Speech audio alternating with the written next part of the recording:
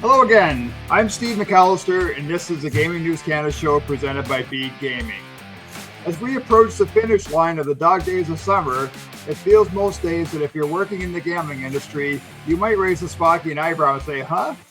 The summer of 26 has been a wild ride for many stakeholders, among them the very fine people who practice journalism and try to keep up with the seemingly never-ending news cycle. So, in an attempt to catch our breath and catch up our loyal listeners and viewers on everything that's happening in this space, we welcome back the Gaming Beat's covers guy, Geoff Zochodne, and making his debut on the Gaming News Canada show is the editor of Canadian Gaming Business and SBC Americas news editor, Tom Nightingale. Hey, Tom, welcome to the podcast. Thank you very much, Steve. Yeah, this is a real long-time listener, first-time caller situation for me. I've been reading your, Gaming News Canada for, all of the years that I've been in the industry, really. So we're long overdue, I think. It's good to sit down and have a chat about all things Canadian gaming. Well, and listen, Tom, for a tap of the proverbial coho to you too, we often refer to your reporting in the newsletter every week. So, you do great work covering the beat as the Geoff. And Geoff, I think you've been home from your Western Canada swing for a couple of weeks now, but it's hard to get the Western Canada out of the boya, apparently.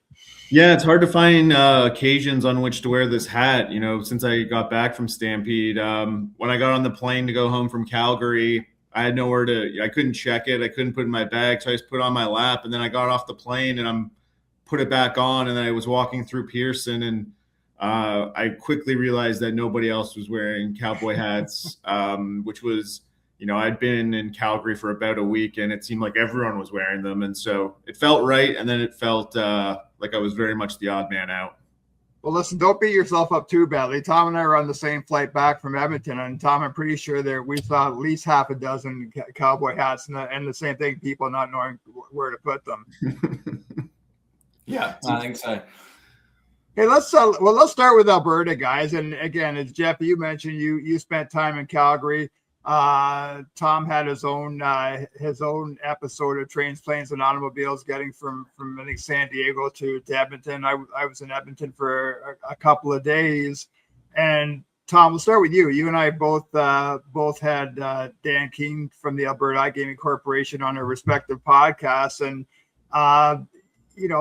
it's as much as you always want to look for some fault or cast a critical eye on things, I think the launch in Alberta went as smoothly as one could expect.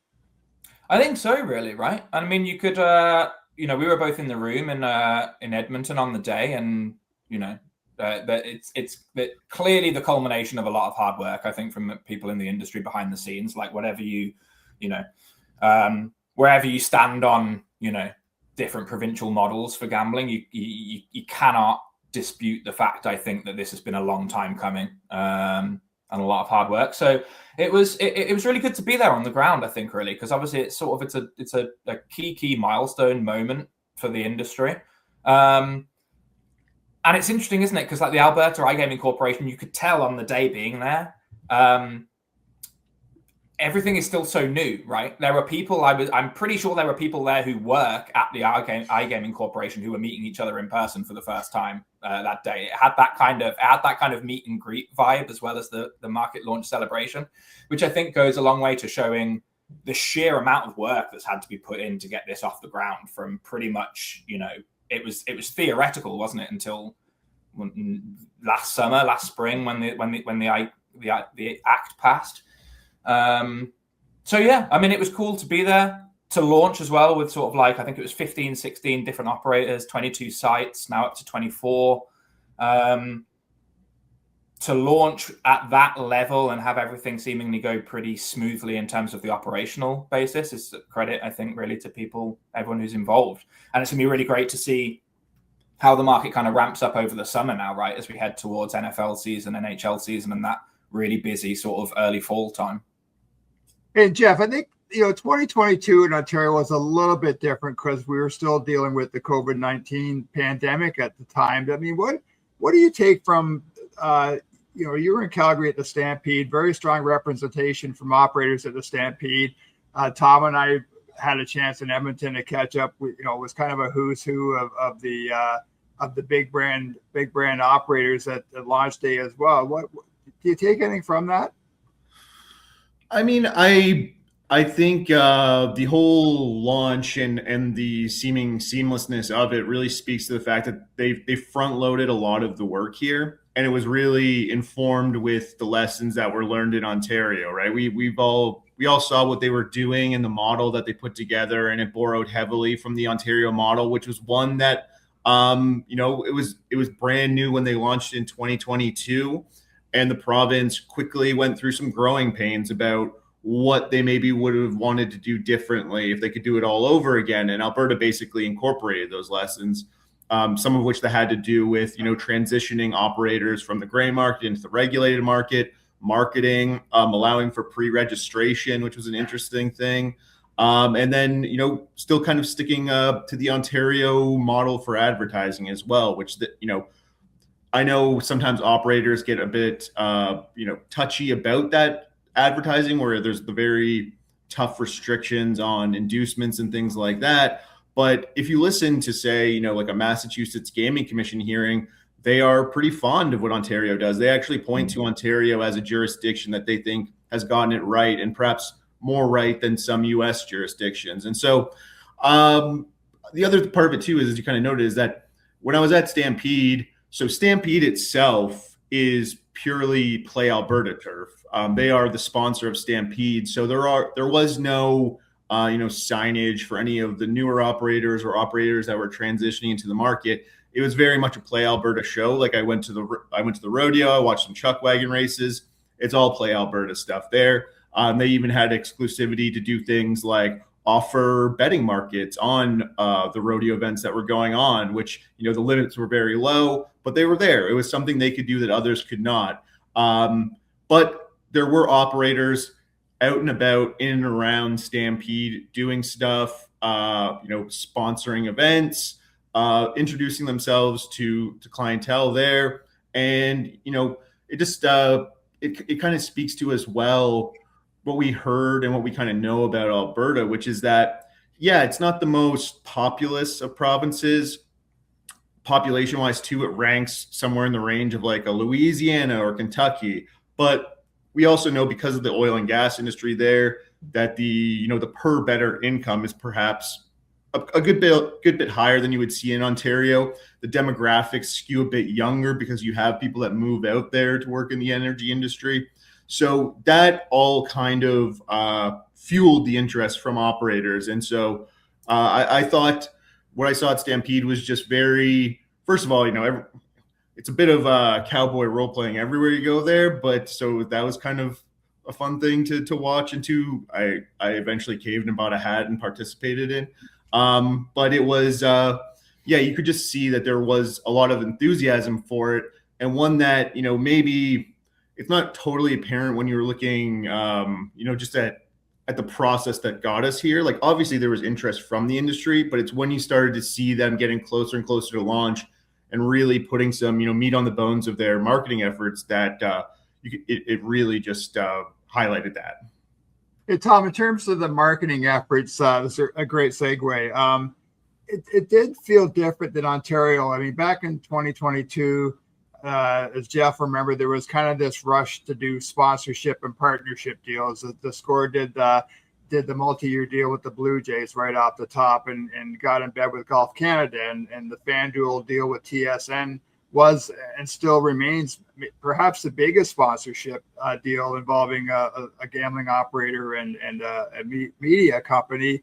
This time, as Geoff mentioned, PlayAlberta kind of had a monopoly within the Stampede grounds, but operators were doing lots of stuff at bars and at different types of events. Mm-hmm. You and I had a chance to spend some time with Paul Lieberman, the co-founder of DraftKings, on launch day in Edmonton, and both DraftKings and FanDuel, made pretty big announcements around donations. And in the case of DraftKings, I think $150,000 to food banks in Alberta. We've seen DraftKings since then has followed up with a donation to the Red Cross to help address the wildfire situation in Northern Ontario. Did you? It's funny. I asked Paul, Tom. I asked Paul about that, and he said there was nothing different than that about that charitable giving is part of DraftKings strategy, but it did have a little bit different feel than Ontario did back in April 2022. I think so, yeah. It's interesting when I arrived in Edmonton. So I arrived late on the Sunday night before launch at midnight, right? I think I actually, by the time I got to my hotel in Edmonton after plane delays, it was like 11:15 p.m. So I was like, what the hell? I'll just stay up and see who goes live after midnight. I might as well at this point. But when I arrived at the airport, I came out of Edmonton Airport in an Uber to go to my hotel, and first billboard I see is Bede Casino, right? I saw another Bede Casino one later downtown. I saw BetMGM adverts at the airport on my way back, like this sort of stuff. So, and speaking of Bede, actually, the reason they come to mind right now is because I think recently they just released a second quarter update, and there's a really interesting line in that said that their sort of promotional campaign in the lead up to Alberta opening resulted in something like 10, I think it was about 10,000 new users in Alberta before they even took a single bet. Right. Like that's a lot, considering that, no disrespect, Bede's growth trajectory has been pretty impressive in terms of the top line numbers, but they're not like a BetMGM or a FanDuel or a DraftKings or whatever. So to get that level of signups before the puck drops, if you will, was pretty noteworthy. My opinion about the sort of difference between Alberta and Ontario now in terms of the marketing approach or whatever, it's multifaceted. Obviously, when Ontario launched, there had been we hear the phrase robust grey market, and till the ends of the earth, really. That's obviously true in Ontario 4 years ago. It's very true in Alberta as well, as we know. I think it was Dan Keane said there were sports books in Alberta taking bets on Sunday, and there were sports books in Alberta taking bets on the Monday, right? But of course, Alberta also has 4 years of Ontario's history behind it. And I'm sure we'll get more into the topic of advertising as one side of this, but that's 4 years of not only grey market activity in Alberta in terms of brand recognition, but bleed from Ontario, right? Whether it's advertising seeping over provincial borders, or whether it, as the US, let's not forget, continues to, okay, new sports betting states are not exactly commonplace these days, but the market does keep growing in the US as well. Alberta, to some extent, has a pretty US feel about it, I think, in terms of access to Vegas and various factors. So I think you combine all these factors in a sort of melting pot, and I wonder if some operators looked at the Alberta opportunity, dual vertical, right? Online casino and sports betting doesn't come around very often at once. In fact, in the US, I would go as far as to say it never comes around, really. I think maybe they looked at that opportunity and thought there's huge potential for us here. What we have to assess now, especially for some of the big boys, is, are we confident that we are well enough known? How much money is it worth putting into marketing campaigns ahead of time in Alberta if you're pretty confident that as soon as you launch on day one, everyone already knows your name? You've been able to be Geoff mentioned pre-registration as a factor of the Alberta launch. You've been able to sign up customers for months in some cases, right? If you did that registration process early. So I guess there was a bit more of while Alberta is sort of net new as a regulated iGaming province, it's not really net new in terms of online gambling activity or brand awareness, brand recognition. So I wonder if that sort of played a part into what I would suggest maybe was a somewhat more muted provincial opening in terms of the marketing. Maybe it's simply that some operators felt it wasn't really necessary. I don't know what you guys think. Geoff? Yeah, no, I think it's a really interesting point. And I think it could be that operators too they're recognizing that, because you have both online sports betting and iCasino in Alberta, you can still do pretty well for yourself depending on what is success for you. How do you define it? For some of the operators, it's obviously we want to be the top. We want to be on the podium. But the further down you get, you can still, be profitable without being the biggest, or even in the second or third tier. You can have a nice business for yourself if you're just happy with that level of success. And we see that in the Ontario market where there are a lot of sites, there are a lot of operators. Clearly not all of them are claiming that they are, the largest of, the biggest of the big, because it just wouldn't make sense. And so I think, there might have been some recalibrating of expectations, or just being very realistic about what it is you're trying to achieve.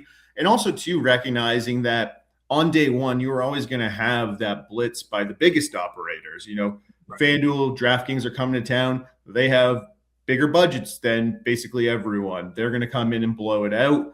Your efforts are going to be a bit lost in that, and you may not be spending money very effectively there. So having a quieter launch might make sense, because people are going to go and play with DraftKings, and then as they mature as online gamblers, or they already might be pretty mature online gamblers and know to shop around, they can then start looking for different brands. They can try you out.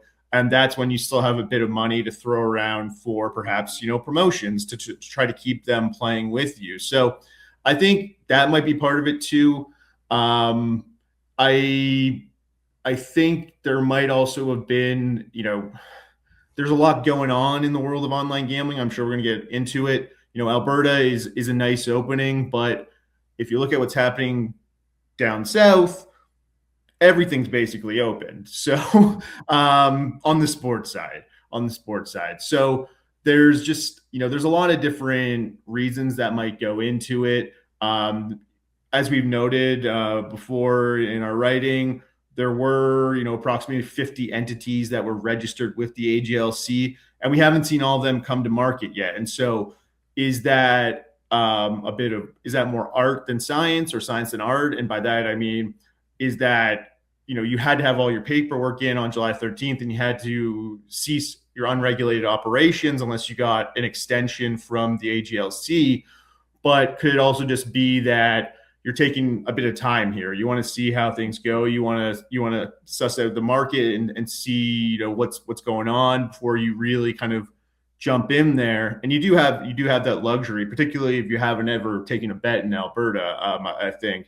So there could be some waiting there too. And there could be, the AGLC, the Alberta government, the AIGC, they've made it pretty clear that while they are relying on the Ontario model, they are working in the interests of Alberta here. They're not going to do everything exactly the same.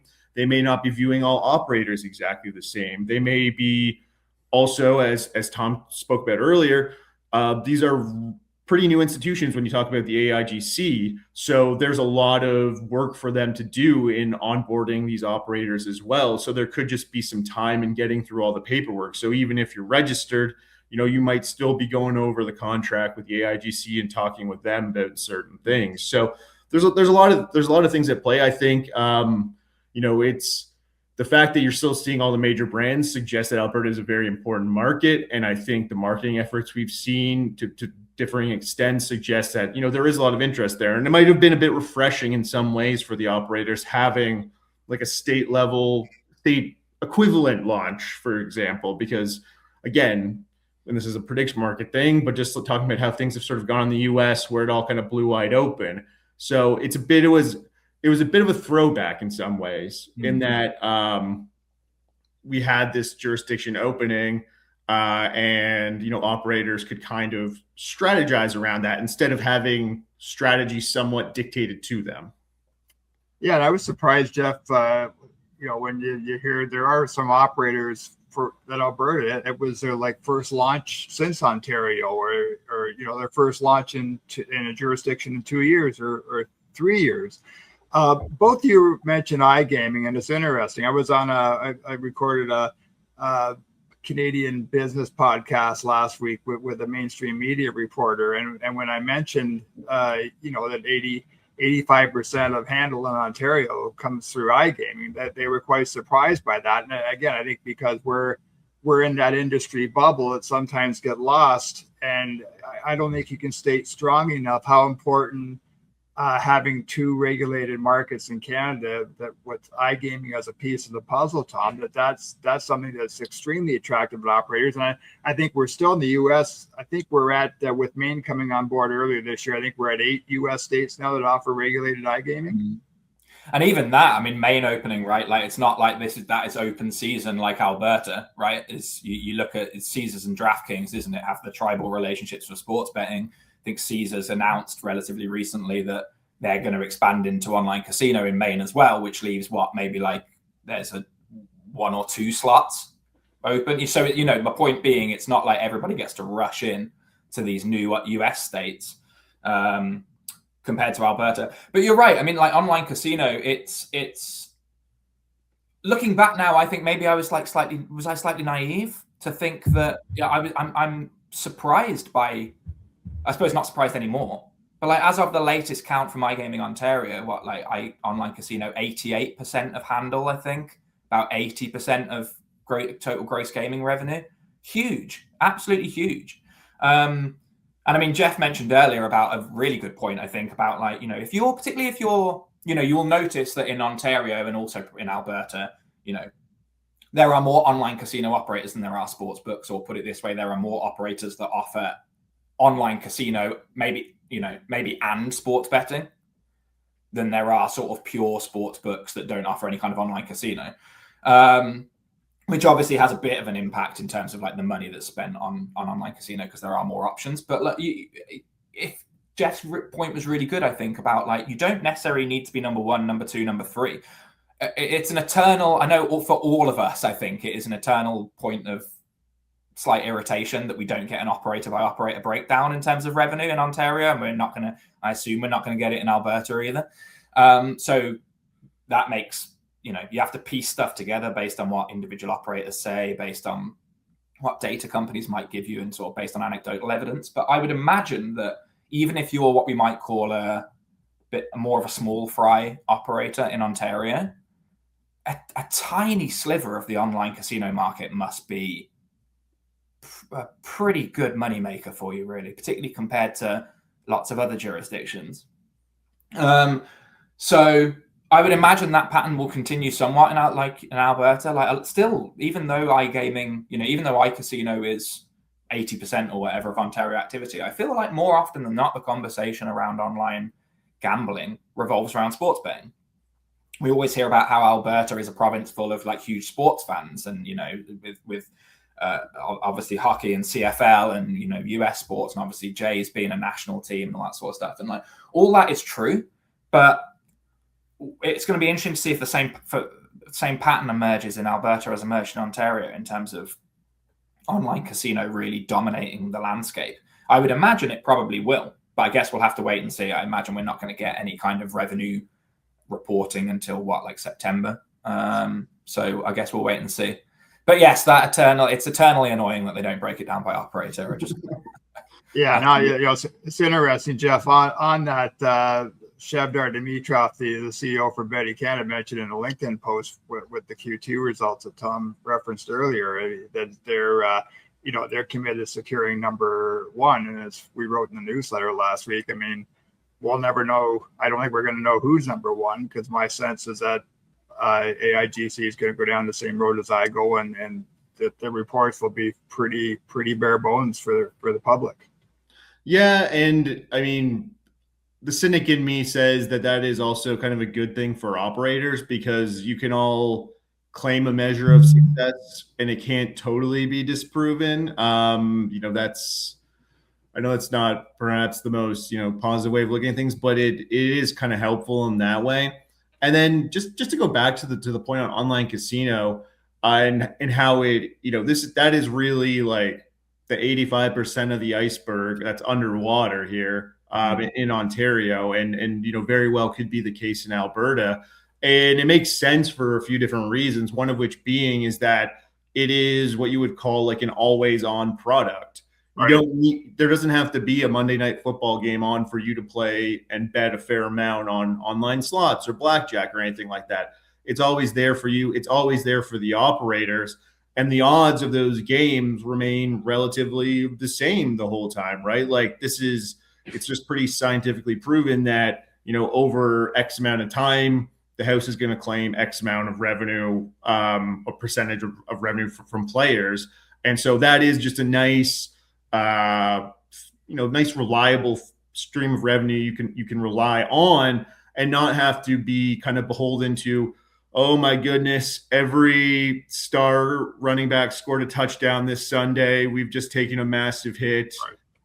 And you kind of, it was sort of suggested by what you saw from GeoComply. GeoComply did their thing that they normally do when new states open with like the heat map and talking about geolocation checks, of which there were, what was it, like 3.2 million or something like that, and then like 100,000 signups, which they sound very good.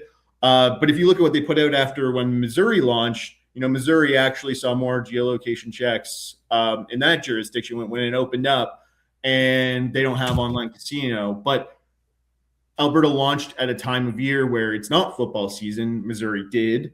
There was, of course, football. The World Cup was on. And so GeoComply had the very helpful charges showing there was that spike in activity in and around those games, which suggests you're going to see that kind of happen when football season rolls, right? When the NFL season rolls around, you'll see a lot more interest kind of ratchet up there because, while World Cup is still, it was very attractive to bettors, American football is just so much more. That's still, even in Canada, it's still kind of the king. So you can really go there. But the whole point of saying that is just with online casino, you don't have to worry about any of that. And then really then when it becomes is a bit of identifying your customer, letting them know you're out there and building that relationship. And in Ontario, they've gotten really good at that over the years in, reaching out to perhaps that brick and mortar casino customer, finding them, the people that like to play these games,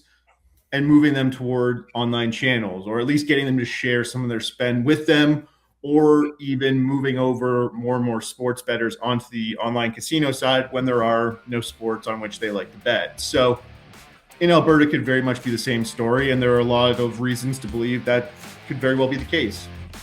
Is your iGaming platform truly driving your digital growth? Bede Gaming isn't just a software supplier, they're your partner for success. Achieve your unique ambitions with Bede's SOC 2 compliant platform, scalable multi-tenant infrastructure, and robust integration catalog. Find out more about Bede's unparalleled partnership model, including what their current customers have to say at bedegaming.com. Hey, Tom mentioned advertising. I want to spend a couple of minutes on that. And again, it's such a complicated issue, guys. That when I had Dan Keene on the podcast a couple of weeks ago, talked about, the market launched literally days after Rogers had announced it was shutting down 6 radio stations in 6 cities, I think, across the country, including two in Calgary and 2 in Vancouver. All 3 of us, know really, really well the impact that the Canadian media industry is seeing right now. I mean, one of my local newspapers here in Kincardine, they just stopped producing a print version 3 weeks ago because they just can't. It doesn't make sense anymore. It was literally an 8-page paper every Thursday with one ad in the paper, so that it's gone digital only. And so on one hand, having essentially a new industry where operators are spending money, that's good. That's good for the Canadian media industry. But as we saw when Ontario launched 4 years ago, there's a lot of backlash to the tsunami of advertising. And I think to the point where we have federal legislation now where they're trying to get a bill passed to ban sports betting advertising. There was a private member's bill introduced in Ontario that was defeated back in the spring. But I'll start with you on this one, Geoff. Like what sticks out to you in terms of the advertising piece here and the role that AGLC and AIGC might have in monitoring this? Well, I think there's a bit of a bridge to what we were just talking about, which is online casino. And you mentioned the federal bill that has made a fair amount of progress. It passed the Senate. It's now sitting before a House of Commons committee. They're probably going to do some work on it.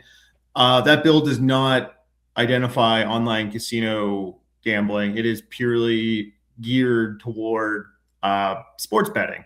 And some people that have testified. I think this was probably before the previous edition, the past Parliament. I think it came up.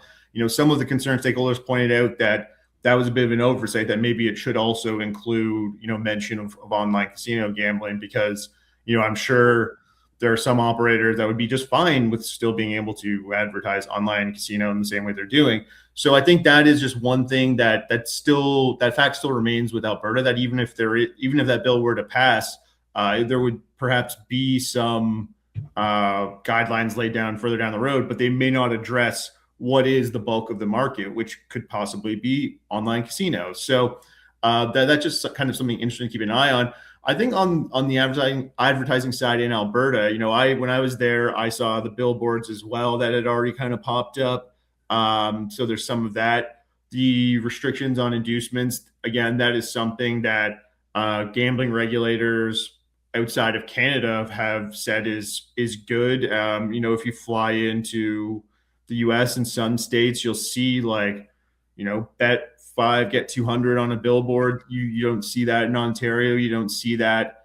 You won't see that in Alberta. So it's a policy that, while it may grate on the operators, the regulators like, and they're sticking to it. And the rest of it, what they've done so far, I think, is pretty. Nothing really shocked me. I thought it was, that there was kind of a bit of chatter that maybe they would go in a bit more of a hands-off direction, because it is Alberta and this is a very conservative province, one that wants to be business friendly. But the thing that you had to remember too is that there are other types of conservatism. There are social conservatives in that province that are very, if you just bombard them with too much too fast on the online gambling side, you're probably going to hear about it, and it may not just have been worth it to go there. Maybe they thought they could just do what they're doing right now, and it would just be good enough. And I think the messaging from the government and the AIGC on this has been pretty good in saying that they have never wanted to create new gamblers, just capture existing gambling activity. And the advertising rules that they put in place, they're pretty representative of that. Yeah, Tom? Yeah, I mean, I agree. Really, I think that it's interesting because talking to Dan Keane, advertising came up because obviously, and I record this having just read this very morning, or watched, I should say, on CTV News online, a video hit, the title of which was "Wave of New Sports Betting Advertising Appears," and Dan Keane, AIGC CEO, was pretty upfront in saying that it's not even really about expecting more gambling advertising. We are already seeing more gambling advertising, and I think it's good to come out and get out in front of that and sort of almost own that, really, because of course you're going to have a certain increase in gambling advertising. I think it would be foolish and not particularly useful to deny that, really. But as we've heard from Ontario, we've heard from the Canadian Gaming Association, we've heard from Think TV and these kind of agencies, that the pattern in Ontario does show that while there was a sort of big surge in gambling advertising the first couple, 2022, 2023, and maybe into 2024, it does tail off after time. And I think Alberta, the impression I get is that Alberta is expecting a similar thing there. On the point about the Geoff mentioned about sort of and he's right, Alberta iGaming leaders, whether it's Dan Keane or Minister Nally or whoever it is, have come out and said multiple times, this isn't about creating new online gamblers. It's about, channelizing the existing market. I know they're aiming for 70% year one, I think 75% channelization year two. Dan Keane did suggest that those are low ball estimates. He thinks they will overachieve on that. So do I, really, for some factors we've already discussed. But I also think you have to acknowledge that, while the aim is not to create new online gamblers, you are going to create new online gamblers. Let's be honest about that. Yep. If you go to a bar in Ontario now, and you sit at the bar while a game in pretty much any major league is on the TV, particularly prevalent during the World Cup, of course, but even so, like pretty much all year round. It's full of people betting online on their phones. And I'm not saying that those options weren't available already, but the breadth of choice and the fact that they are sort of, you know, government approved now, and you can go into the App Store and type in sports betting, and you get a list of like 20 different apps that you can download. Of course, there is going to be a certain increase in online gambling activity, at least, you know, particularly in these ramp up months. So how you manage advertising and marketing around that is very, very, very important. I also think a good point that Geoff made earlier, and I hear it a lot as well, you know, covering the US. Ontario really does get held up by other jurisdictions as a province that, or a market that big picture got things right. And advertising is one of the areas where, you know, obviously they tweak their standards with the athletes, you know, only advertising responsible gambling, that sort of stuff. Like, they've remained nimble and made changes over the 4 years. I also get the impression that Alberta intends very much on doing that as well, based on what happens. But I think the fact that you're already, as I mentioned at the top of this, like the fact that you're already seeing, even if you don't want to go as far as to call it pushback, you are seeing, let's say, commentary in Alberta on the fact that there are more betting ads already, doesn't surprise me, and I think is indicative of the challenge of walking that line between, you know, particularly in a province like Alberta, business, you know, which is really, really sort of business first. How many times have we had Minister Nally say that Alberta is a haven for businesses, and, you know, that's a big thing. How do you walk that line between allowing a bunch of competing operators in a new industry to, you know, do their thing and compete for players and that sort of stuff and put their product in front of the population? How do you walk that line between that and not fueling a rise in online gambling activity that the leaders in that province say that they are not looking to create, right? It is a really, really difficult. I don't really think that there's an easy answer to it. I understand why lawmakers at the federal level are concerned with it. I understand why there was a bill in Ontario, not that that bill in Ontario was ever going to go anywhere from a, you know, a liberal bill coming into that province. And it's going to be a work in progress. That's not, it just sounds like a bit of a cop-out answer, but you're not going to launch a new iGaming province and say, we're doing this on advertising, and 3 years later, it's going to be the same, because you got to see how it goes, right? And I was just going to make one more point on that, because I think you sort of nailed it here, that there is this kind of, like, maybe you want to phrase it as like a philosophical discussion where, you know, these markets in Ontario and Alberta were launched with the chief stated goal of being, we're trying to move this activity that's already happening into our provincially regulated channels. And yet you're obviously going to have more people becoming online gamblers in the years that follow.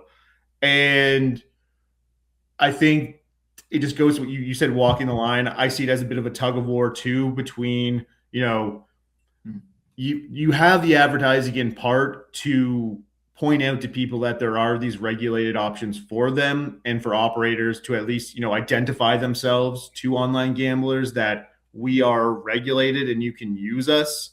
But then you also have the issue of, are we now pulling in people who weren't previously gambling, and how much gambling are they going to do going forward?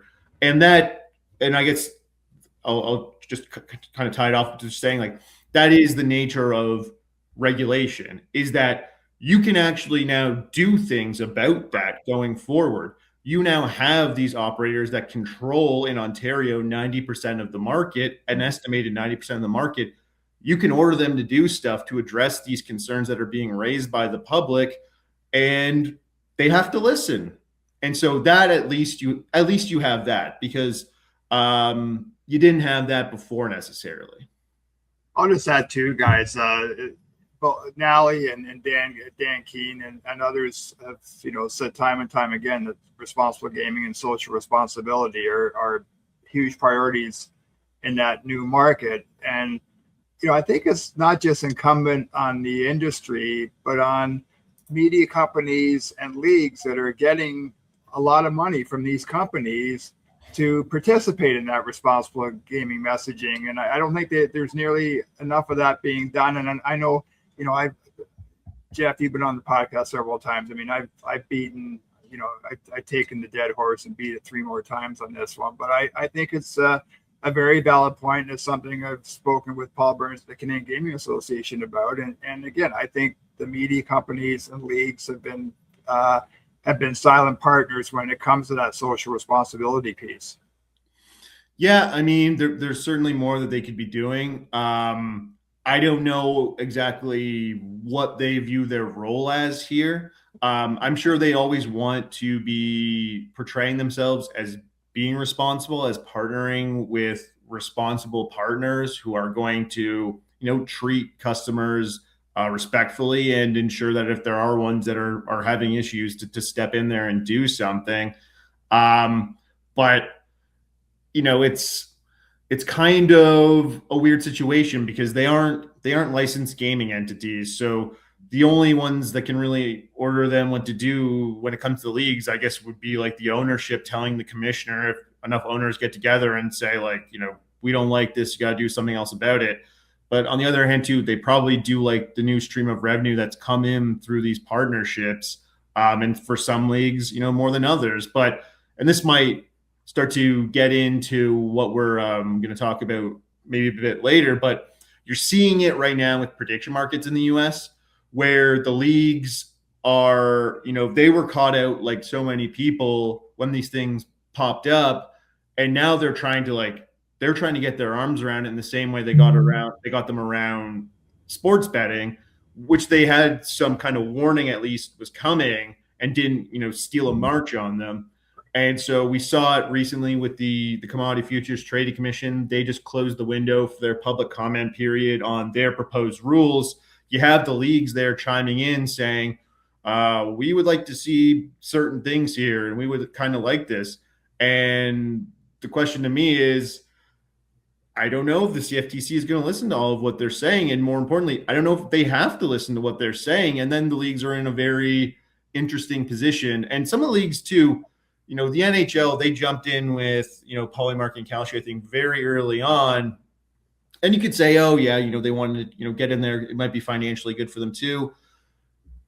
Once that died down a bit, Gary Bettman did the rounds. I think it was on CNBC. He was saying, this partnership also gave us like a degree of control over what they were putting out there on their platform.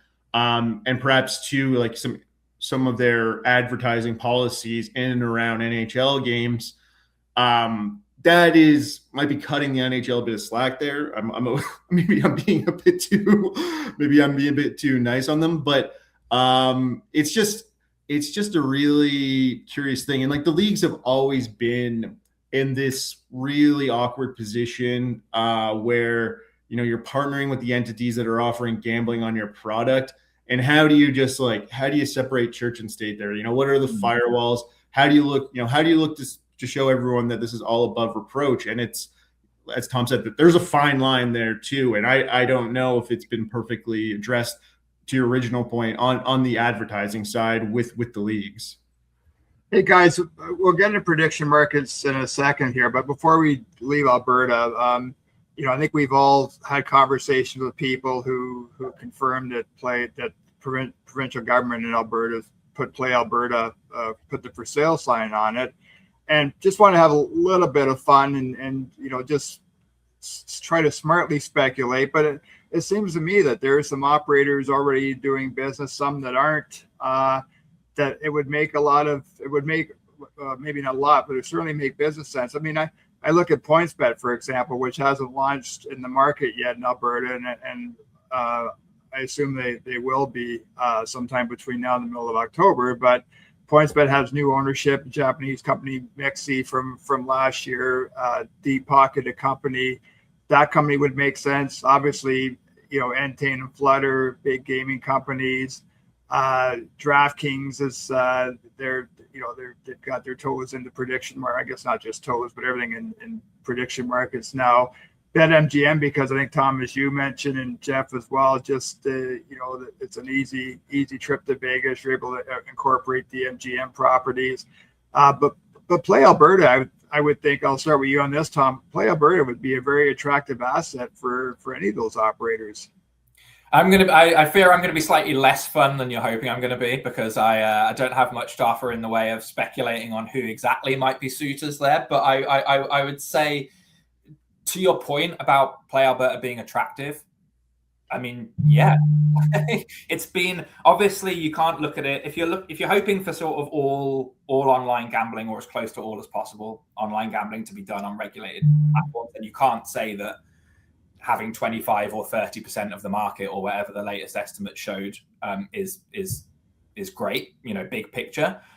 But there is certainly, from speaking to people in, not just at AGLC, but from speaking to people in the industry, speaking to other operators, and just anecdotally, like, PlayAlberta seems to have a pretty solid and fairly, I don't know if I'd go as far as to use the word loyal, but fairly committed customer base.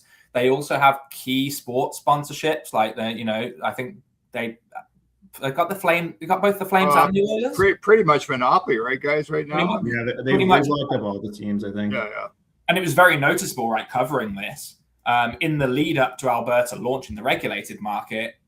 It was like bam, bam, bam, PlayAlberta sponsorship partnership, PlayAlberta sports deal, bam, bam, bam, and that was clearly, or seemed clearly, a strategy to lock certain things in before a wave of approved competitors come in. And I mean, you know, they did what, I think it was in the ballpark of about 300 million in net sales in the last fiscal year, something like that, 250, 300, about that. You know, it's not to be sniffed at, really. And I think, again, there is a good, obviously it's a bit different in Alberta compared to Ontario, because in Alberta, AGLC are both the market regulator of the new commercial market and currently the operator of PlayAlberta, whereas obviously in Ontario you have AGCO as the regulator, you have Ontario Lottery and Gaming sort of, you know, separately from that. But if you look at the Ontario example, I would argue OLG's held up pretty well, really, over the 4 years. You look at the level of competition that came into Ontario, like OLG has done pretty decently. I think they're it's really another, I've got so many reporter complaints here, but like another complaint is the discrepancy in reporting, right? OLG like do their fiscal year report and it comes out 6 to 9 months after the end of the financial year, while you have iGo reporting every month. So it's difficult to piece it together, but I think there was some ballpark, you know, back of the hand math that suggested that OLG sort of got a decent proportion of iGaming. If you take out their lottery chunk, maybe like 15, 20%, something like that. Obviously, it's hard to put actual numbers on it, but the fact, I think, remains that OLG have stood up pretty well to the onslaught of competition, obviously improved by the fact that they've now got, you know, the Pro line is now powered by Cambi. You know, they've made other upgrades to their product as they look to keep pace. But it's sort of proof of concept in the way that a lot of things in Ontario are proof of concept for Alberta. I think OLG are proof of concept for PlayAlberta, that actually, like, just because you now have 24 other operator sites competing with you doesn't mean that, you know, all is lost. Doesn't mean that all of your players are going to suddenly abandon you. Sure, a lot of them are going to start using your competitors. Right. It doesn't mean they're necessarily going to go away. And it's sort of incumbent upon you as a government operator to be the best version of yourself that you can be, in terms of everything from the lines that you offer to how you market yourself to how you reward your players. All of this is to say that I think in the right hands, if that sale does go through to somebody, like in the right hands, PlayAlberta is a pretty sizable asset, I think, in terms of visibility, customer, you know, existing customer base, placement in the market with partnerships and all this sort of stuff. So it will be fascinating to see how that develops. I'll leave it to you guys if you want to speculate. The points bet one is very interesting because you're right about it. I think it's going to be interesting to see the path that they chart just in general. But yeah, that's my thoughts on it. Yeah, hey, Geoff? I'm happy to speculate a bit more. Maybe naming names. Maybe that would be a bit. I don't want to put them on spotlight or make them have to like answer a question about it or anything like that. But I'll just say, like, so right from the jump, I think that it makes a lot of sense to sell it, and I think it makes sense to sell it perhaps sooner rather than later. And you know, this is a quick story. Back when I was working at Queen's Park, the Ontario government of that day engaged in a process where they looked at government assets and we're looking at, what could we privatize? What could we do here to, generate some more money that we could then put into paying down the debt, and other things. And they conducted this process that looked at 3 government assets, really: OPG, the power generator; Hydro One, the transmitter of that energy; and the LCBO. And from the outside looking in, they ultimately went with selling a stake of Hydro One. But for me, it was always made a lot of sense, like LCBO all the way, because what are you as a government doing as a liquor store? That to me seems something that is, it's almost kind of counterintuitive to what government does, even though it's a huge revenue raiser. And obviously, like, there's a legacy there of having like government control over these substances that you want to have control over. But of all those assets, I'm like, I think I would prefer the liquor stores rather than the nuclear power plants to be in the private sector's hands on this one. So to that point, in Alberta, you have a government that is, again, conservative, business friendly, has now just engaged in a period of really regulation of online gambling, and is also technically running, an online gambling site. Parting with that would really kind of mesh well, I think, with the philosophy of the government, and selling it sooner rather than later. You have a pretty sizable customer base right now. That is going to be an attractive asset to, operators that have launched in the market, yes, because overnight you just bolt on this huge mailing list, essentially, that you can immediately then start, peppering and moving over to other verticals if you want to do. So it's attractive from that. It's attractive for operators that haven't even taken a bet yet, because you can just like leapfrog ahead of a good chunk of your competition by adding this on. So it makes a lot of sense for that way. It makes sense even for brick and mortar casino operators, because again, the mailing list thing, you now have this clientele that likes to gamble. We have casinos you could have casinos in Alberta, you could have casinos outside of Alberta that you can then, nudge them toward as well. And every day that goes by, those players could perhaps start playing with different operators. They could start trying others out. And then in some way, they're kind of, they become a bit ambiguously your customer. Are they just your customer anymore? Are they everybody's customer? And that might lose a bit of value there. So I think doing it soon kind of makes sense to me. And I think that there would be some serious suitors there for all those reasons, because it could be very advantageous in the right hands. And they also too, and I guess there would be a question about what this platform could still do after you buy it, because they have rights to lottery in Alberta as well, which is no small thing. Still, like, their lottery is still huge, and that could be a vertical that gives a certain operator an advantage that others wouldn't have.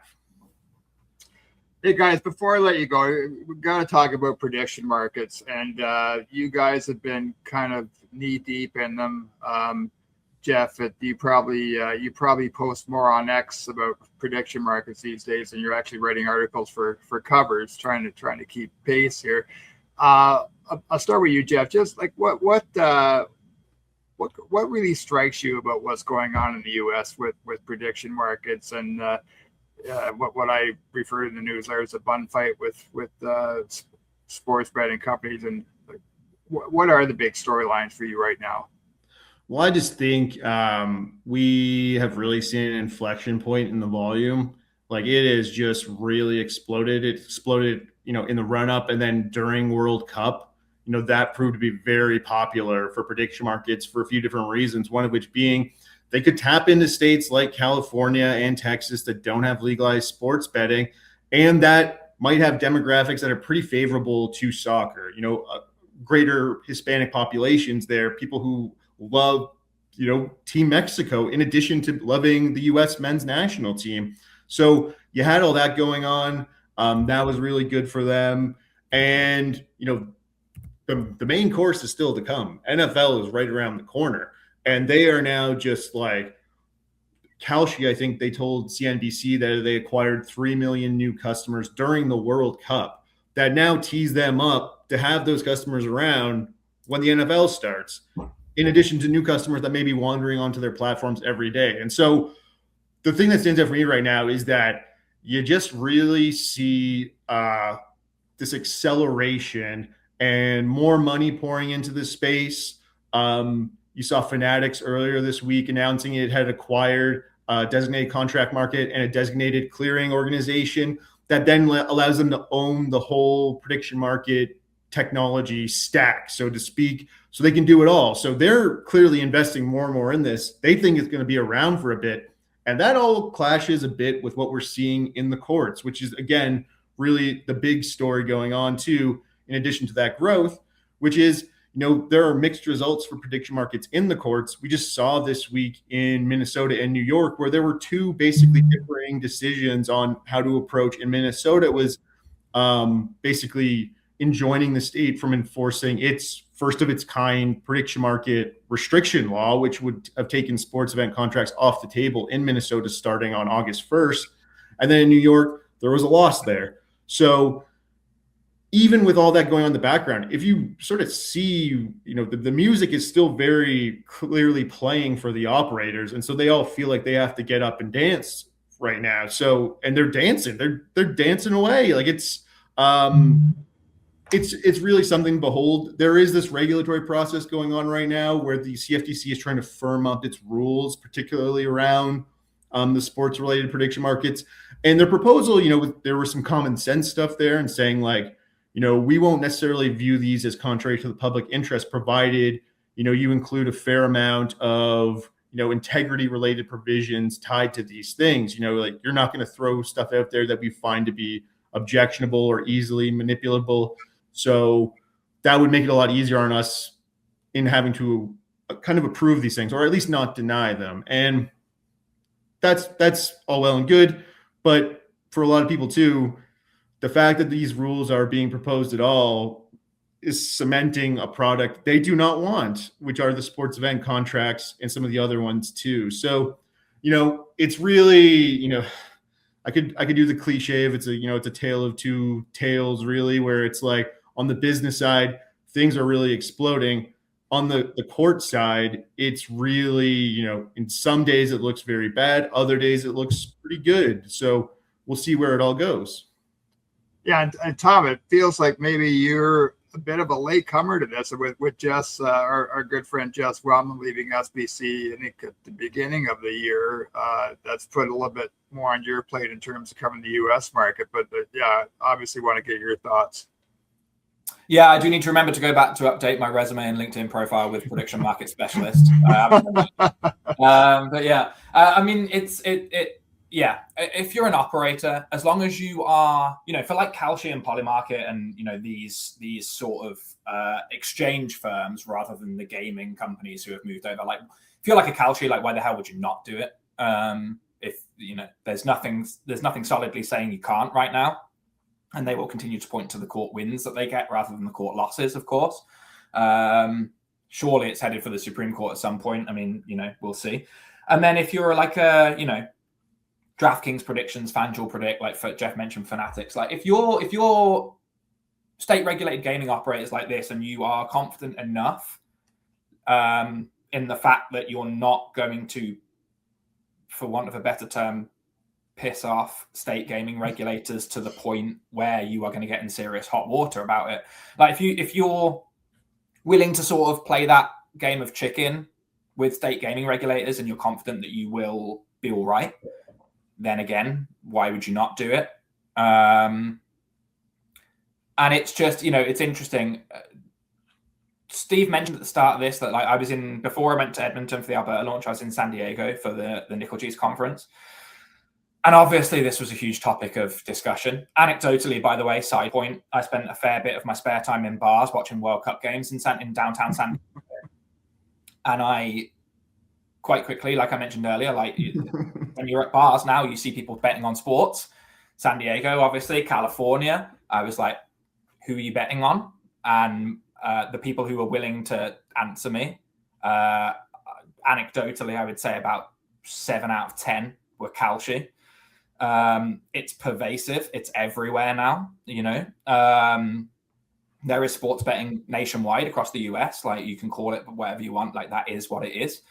And it was interesting. An interesting sort of facet of it for me is obviously you've got the federal court battles. You've got federal legislation that focuses mainly on like insider trading and political markets, because that is the hot button topic at a sort of like mainstream high level. Whereas in our gaming industry bubble, obviously the big thing is sports contracts. A really interesting thing that came out of Nickel G's was the question of like, is state legislation A, worth it, and B, is it useful really in any way? Bear in mind at this conference, obviously the audience is mostly made up of state, gaming state legislators. So obviously there are agendas and that sort of stuff. It's not exactly a neutral audience, but the consensus out of that seemed to be really that, A, do states have the authority to regulate a product that will continue to maintain that it's regulated at the federal level by the CFTC? And also, like, you look at certain states who have introduced bills to regulate or tax prediction markets, and some of those have been enacted, right? Signed, some of those have been signed into law, whether it's through a budget or a specific bill. Are you not just legitimizing the fact that they're offering sports if you're saying we will, you can only do this under a license? What you're doing there is you're saying that, well, if you apply for a license and we decide that you get one, you are now an authorized gaming operator in this state, effectively, really, offering sports. And that was something that, some legislators were concerned about. Obviously, like tribal gaming entities, extremely concerned about it. Regulators from states, like, we heard from the chairman of the Nevada Gaming Control Board, very concerned about it. This is a really interesting facet of it to me, because that I think at state level, there is a certain, in some places, there is a certain feeling of, well, if you can't beat them, which we don't necessarily think we can, or at least it's going to be a while before we get a decision, then let's try and bring it in hand. But to what extent can you do that? And to what extent, should you do that? If you're a state licensed gaming sports book in a state that is looking to regulate prediction markets, particularly if you pay a tax rate that is higher than the suggested tax rate on prediction markets, are you not going to be looking at that and thinking, well, are there now two different playing fields in this state? It's such a multifaceted issue that I don't understand. I don't understand how it gets resolved other than the Supreme Court. Don't know when that's going to be. I've heard estimates punted to 2028 now. I think the initial hope was that it might happen next year. And then the other side of it is, in the meantime, operators like Kalshi and people are not just going to sit and wait for a Supreme Court decision. They're going to continue expanding into this white space. They're going to continue pushing the issue. We had concerns at the conference as well about possibly the rise of casino style event contracts, which I've actually been working on a story looking into that, and just sort of like looking around that kind of possibility. Just prepare for the envelope to be pushed and pushed and pushed until we get to a point where there is a firm ruling on whether or not this is a legitimate activity, right, for people to be expanding into. And just on that last point there, on continuing to push, and with a Supreme Court decision potentially looming, you kind of, if you are a major prediction market operator, you sort of do need to push right now and to acquire as many customers as you can, because if there does come a day when sports are taken away from you, then what are you going to sell these customers on? And so you get them onto the platform, perhaps using sports right now, and they can become a trader in political stuff, economics, entertainment. And if there ever does come a day where sports goes away for you, you can at least hold on to some of that business. And, it might deal a blow to your valuations and things like that, but you still will have some business as opposed to no business. And, this might be different for other operators that are focusing all on sports, but some of the prediction market operators have always fancied themselves as more than sports, even when it's mostly sports. So for them, they would at least have something as opposed to nothing if there is that SCOTUS nuclear decision that ever drops on them. Just to wrap up, guys, quickly, just, how does all this translate to Canada? I mean, it seems to be not a a question of if, but when we see this wave come to our country, and on one hand, it seems like given everything else that's going on around the industry in Canada and the concerns and everything, is this something that you want to see? But you guys are a lot more knowledgeable on this topic than I am. Geoff, I'll let you start, and I'll give the last word to Tom. Well, I mean, with all things gambling in Canada, it goes back to the gray market. You have just such availability of online sports betting in Canada, whether through a competitive regulated market like you have in Ontario and now in Alberta, or you're accessing it through your provincial lottery corporation, or you're accessing it through an entity that your province doesn't regulate, and they're just still existing there. So everyone in Canada right now has pretty easy access to betting on sports. Not necessarily the case in the US, so there's a bit of difference there. The other thing too is we have no national unified regulator like the CFTC here in Canada. Like, I'm old enough to remember when the federal government, and I think this was the Harper years, actually was kicking around the idea of creating like a national securities regulator, like an SEC. And I think the Supreme Court, and sorry, maybe I shouldn't have brought this up because I'm still a bit fuzzy on it, but I think ultimately what they came to, the legal ruling on it was that you can't impose that. You can create like a voluntary national securities regulator.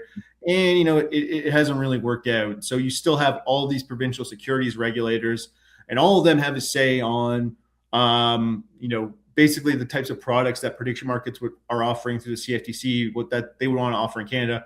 Every province, every territory would have a say over that. And, so you just don't have like a neat and tidy regulatory scene where you can just jump in there and then boom, it's all over Canada.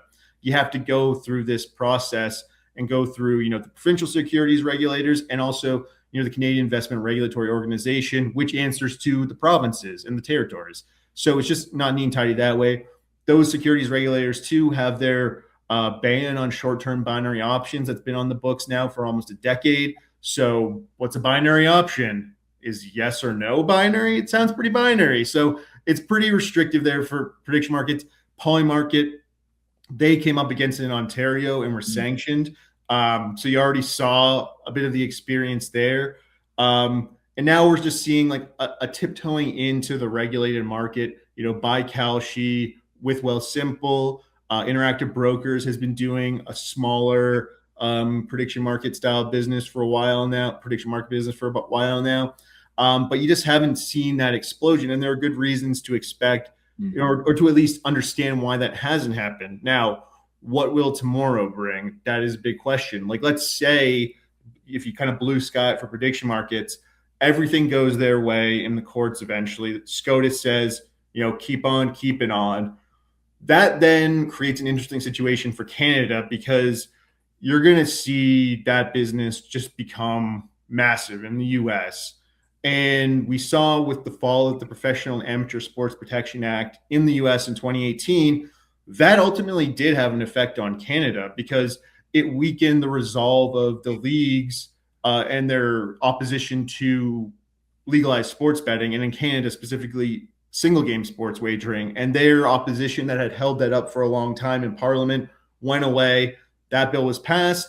It's ushered in our current era here of online sports betting in Canada, albeit in different forms in different provinces.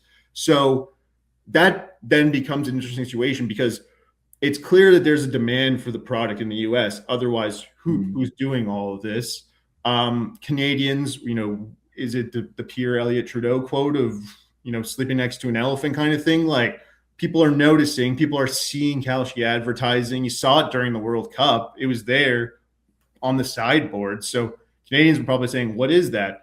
And then you see a press release saying, hey, we've joined up with Wealthsimple. And so while they're allowing some very limited stuff right now, there very well could be more of an aggressive push by companies in Canada to broaden that out. We'll see. I don't know. It could just be, though, that, the US product matures over so many years and becomes a lot more, less of a Wild West and more of an institution. And then again, all that could never happen. I'm just kind of saying, what if it does? And then that perhaps puts more pressure on Canada to adopt more of this. But I don't know. Like, that's so far away. So short term, right now, there's just a lot of stuff in the way of a prediction market boom in Canada. Long term, you never really know. We'll have to see. But Canadians have always had pretty good, easy access to sports betting, and sports right now is the majority of what prediction markets do. So that appetite is being met in Canada one way or another. Last word to you, Tom. Yeah, I mean, I hope Geoff has got prediction market expert on his LinkedIn bio, because that summarized it pretty well. I would say the only thing I'd add from my perspective is, like Geoff mentioned about sort of, you know, like Kalshi creeping in, right? You know, and it's not only just the fact that they are now partnered with Wealthsimple and they can offer, you know, I guess Kalshi would say big whoop, like we can offer economic forecasts and contracts on the weather, but it's that, you know, we talked about it earlier in terms of Geoff said in the US, like Kalshi, the time to push is now, because you sign people up and you see what comes down the road.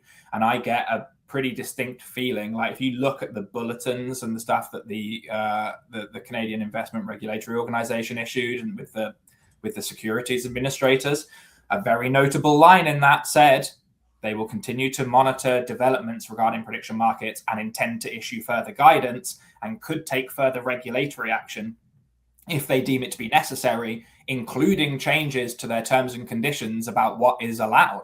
So if you are, while prediction markets continue to grow in the US, and I'm not even just talking about the business they do, like Kalshi's social media, for example, like Kalshi are everywhere, absolutely everywhere now. Geoff mentioned the World Cup, like billboards and stuff. I have a bunch of friends and acquaintances back home in the UK. I'm constantly seeing retweets of like the Kalshi Sports account and all this sort of stuff. Like, it's everywhere now. And so that brand awareness is there. You have more and more people finding out what they offer, more and more people finding out that you can trade on all sorts of things. Yes, sports, but also things that I know some operators in Canada offer, like novelty bets and stuff. But, you know, going back to loop back around, going back to Alberta, obviously banning betting on political events. That's currently banned as well on the binary, you know, with the binary contracts. But who's to say that's going to be the case in 6 months' time, 12 months' time, 18 months' time? So I think Canada is very much in wait and see mode, including the organizations that are in charge of regulating it. So all that is to say, I suspect that while it's nowhere near as lucrative in its current form as it is in the US for many, many reasons, that doesn't mean there's not potentially a queue forming to wait and see what comes down the line. So that'll be a very interesting thing to keep an eye on, I think, as we progress. But overall, I agree mostly with Geoff's point about the fact that so much of it depends on what happens in the US, man. The point about PASPA is really good, right? That had a huge impact on Canada. Even if it took a few years maybe to get to like tangible impact, that had a huge effect. And the same will be true of what happens legally with prediction markets in the US. That's Tom Nightingale, who covers the gambling industry for Canadian gaming business and SBC Americas. Sheriff Geoff Zochodne covers the gambling industry as their senior gambling writer. Hey guys, it's always I know this podcast went a bit long, but always appreciate, Geoff, you sharing your knowledge and your reporting with our audience, and Tom, long overdue getting you on the show. And as I mentioned earlier, thanks to both you and Geoff. You guys, you know, the way you both cover the industry helps a lot with the work that we do at Gaming News Canada. So it's really great that we can get you on the show today too, Tom. And can't say enough thanks to both of you. Thank you very much. Yeah, thanks, Steve. That's it for this episode of the Gaming News Canada show presented by Bede Gaming. You can listen to this podcast on all the various pod apps. You can also watch my conversation with Tom and Geoff on the Gaming News Canada YouTube channel. As always, we're so grateful to our viewers and listeners, and we will see everybody again very soon.